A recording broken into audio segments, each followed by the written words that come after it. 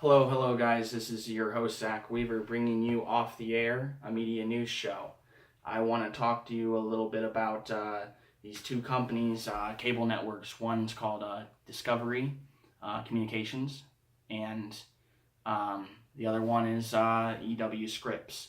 Now, there's been a talk of a merger. It's pretty much mostly underway. Between Discovery. Now that's they're known for their Discovery Channel, Animal Planet, Investigation Discovery, TLC, and something called the Science Channel. Then you've got EW-Scripps, and they are known for HGTV, Food Network, Travel Channel, and the Cooking Channel. This is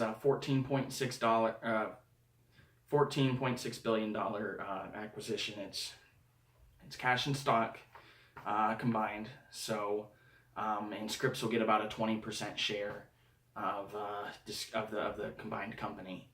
Now Discovery right now they have 7,000 employees. Scripps has about 3,600. Discovery is known for being it's a more male-driven audience. EW-Scripps it's geared towards women a little more. So it'll be interesting to see how these companies work together combined. Together the new company will be worth $25 billion, and billion with a B. And they'll command a cable audience in the U.S. of about 20% of the total audience on cable in the U.S. 20%, that's nothing to sneeze at. This deal is scheduled to finalize in early next year. So within the next couple of months, I figure, unless something goes wrong and if regulators want to get involved, like the Justice Department, I suppose they could. Although it doesn't make a lot of sense, when you think about the big dogs and what they're doing with AT&T, Time Warner, and then of course you got the Disney and Fox, what they're doing. So really not a lot of reason to go after these guys. A medium-sized merger.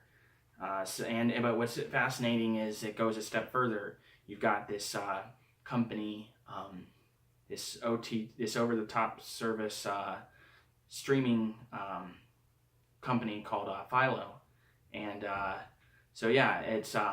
it's gonna be it's gonna compete with companies like Hulu, Netflix, Amazon Prime, and they launched they've been around since like 2010, but they launched their first. They have a couple of package deals here. They got a 37 channel deal for $16 a month. 46 channel deal for $20 a month, and included in that will be companies like it'll be the discovery-Scripps company once it's merged. Viacom, huge company, fifth largest company there amongst cable and broadcasting. They've got Nickelodeon, BET, Comedy Central. That's all under Viacom. Then you've got A&E networks. You've got AMC as well. You gotta love AMC. You got your Breaking Bad, your Walking Dead, Better Call Saul. It's pretty popular now. And I love Mad Men. Fans of Mad Men, you gotta love that AMC. But anyway, this is I get that they ought to do this. It makes sense why they're doing it, but in a way, it's a skinny bundle service. It's just is what they call it. It makes sense. You've got they got to compete.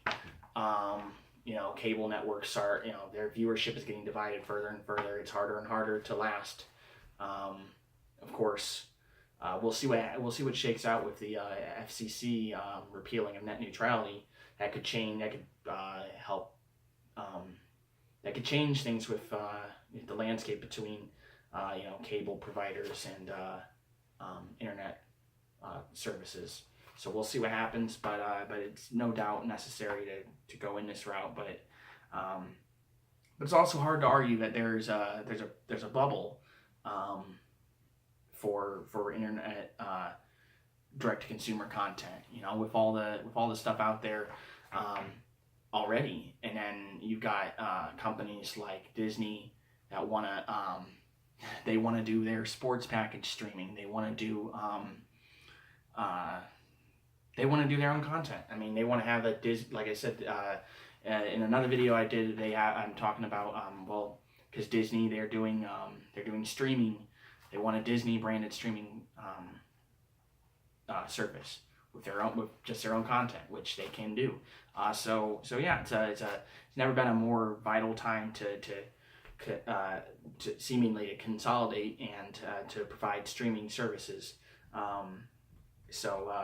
Discovery-Scripps, Discovery and EW-Scripps, they're joining up with their programming on cable, and then they're joining up with again with the likes of Viacom, A&E, and AMC to do this this streaming service Philo, which just dropped about a month ago. So yeah, I mean, but there's it's hard to argue that there's a big bubble with streaming services. We'll see how long it lasts, because the average person just can't afford all that. But yeah, I mean, it's interesting to see how these medium-sized companies play out when they have to catch up. They got to play ball with the likes of Disney and Comcast. So yeah, we'll see what happens. All right, guys, we'll keep in touch.